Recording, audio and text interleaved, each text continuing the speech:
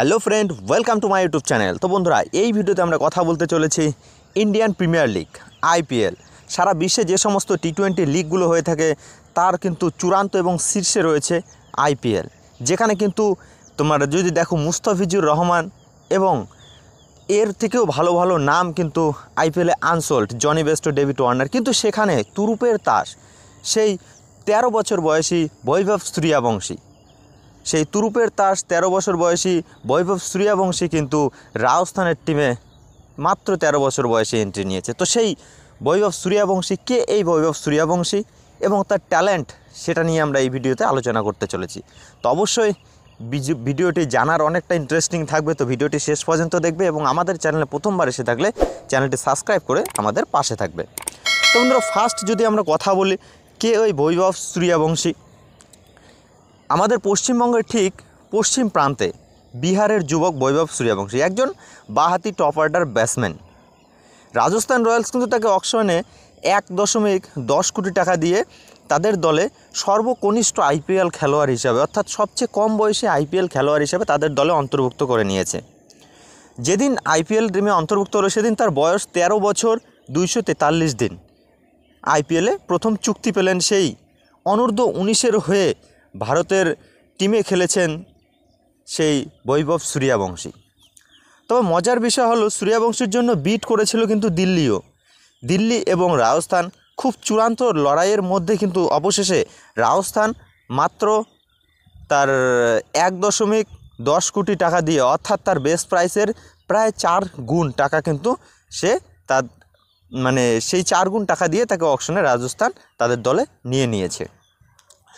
যখন থেকে অকশনের তোমার রেজিস্টার নাম শুরু হয়েছে তখন থেকে কিন্তু বৈভব সূর্যবংশীর নাম কিন্তু সারা পৃথিবী জুড়ে, কিন্তু ভারতবর্ষ তথা সারা পৃথিবী জুড়ে, কেননা ভারতের মাটিতে সে আইপিএলে কিন্তু প্রত্যেকটা ফ্র্যাঞ্চাইজিতে কোনো না কোনো দিক থেকে কিন্তু বিদেশি কোচ অথবা মেন্টর অথবা ম্যানেজমেন্টের সঙ্গে যুক্ত রয়েছে। সেক্ষেত্রে কিন্তু নজর এবং তার প্রভাব সারা পৃথিবীতে ছড়িয়ে পড়েছিল।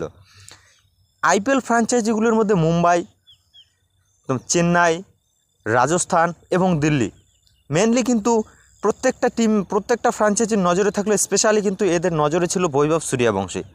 কেননা আমরা যদি সেই বৈভব সূর্যবংশীর ব্যাকগ্রাউন্ড খুঁজে পাই, সেখানে কিন্তু তার কিন্তু মুম্বাইয়ের বিরুদ্ধে প্রথম শ্রেণীর ক্রিকেটে কিন্তু অভিষেক ঘটে এবং মুম্বাইয়ে কিন্তু সেখানে তার দুর্দান্ত পারফরমেন্স, যার সুবাদে কিন্তু মুম্বাইয়ের নজরে এসেছিল। যিনি বর্তমানে কিন্তু পাটনা থেকে প্রায় 100 কিলোমিটার দূরে উত্তর পূর্বের শহর সমস্তিপুরের বাসিন্দা। তার বাবা একজন কৃষক পরিবারে জন্মগ্রহণ করলেও তার বাবাও ক্রিকেটার ছিল। পক্ষান্তরে সাকসেস না হতে পেরেই কিন্তু তার ছেলে বৈভব সূর্যবংশীকে সে ছোট থেকেই তৈরি করেছিল ক্রিকেটের রূপে, এবং তার বাবাই কিন্তু তার প্রথম কোচ জীবনে, সেটা বলাই যায়। তো তারপর থেকে কিন্তু তিনি যেদিন থেকে আইপিএল অকশন তার আগের দিন অর্থাৎ 23শে নভেম্বর কিন্তু রাজস্থানের বিরুদ্ধে তার টি-20-র অভিষেক ঘটে, অর্থাৎ রাজস্থানের বিরুদ্ধে খেলে কিন্তু এখন তিনি রাজস্থান টিমে আইপিএল দলে যুক্ত হয়েছেন। সৈয়দ মুশতাক আলী ট্রফিতে তিনি বর্তমানে বিহারের হয়ে খেলছেন এবং 5টি রঞ্জি ট্রফি ম্যাচ খেলার অভিজ্ঞতা রয়েছে, যার শুরু কিন্তু মুম্বাইয়ের বিরুদ্ধে। তার কেরিয়ারের হাইলাইট যদি দেখি, অনূর্ধ্ব 19 টিমে খেলেছে এবং মাত্র 58 বলে 104 রান করেছিল ভার্সেস অস্ট্রেলিয়া। এত কম বয়সী খেলোয়াড় যিনি সেঞ্চুরি করেছিল, সেদিক দিয়ে কিন্তু বাংলাদেশের অধিনায়ক বর্তমানে যে নাজমুল হোসেন শান্ত, সেই নাজমুল হোসেন শান্তও কিন্তু এই রান করতে তোমার 14 বছর 241 দিন লেগেছিল।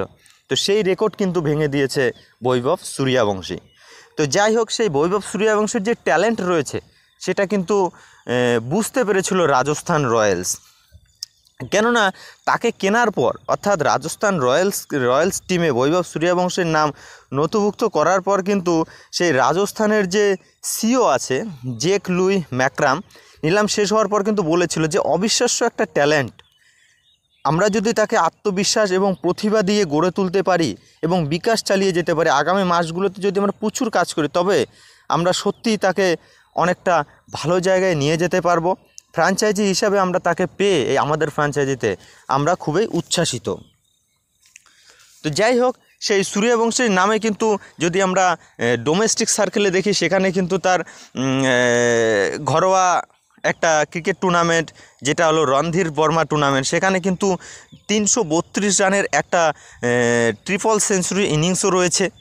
ব্রায়ান লারার কিন্তু সেই সময়, ব্রায়ান লারা ছোট্ট বয়সে যেরকম পারফরমেন্স, ঠিক তোমার ওয়াসিম জাফর কিন্তু তোমার সেই বৈভব সূর্যবংশীকে কিন্তু ব্রায়ান লারার সঙ্গে তুলনা করেছেন।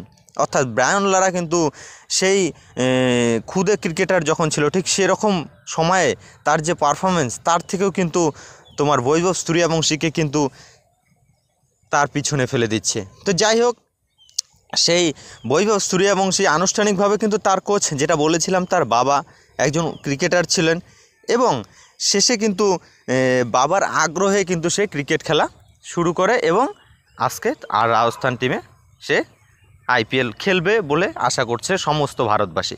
কিন্তু পক্ষান্তর রাজস্থান টিমে কি সুযোগ পাবে? অবশ্যই কমেন্ট করে জানিয়ে দিও, এবং তার সুযোগ পাওয়া উচিত কি না।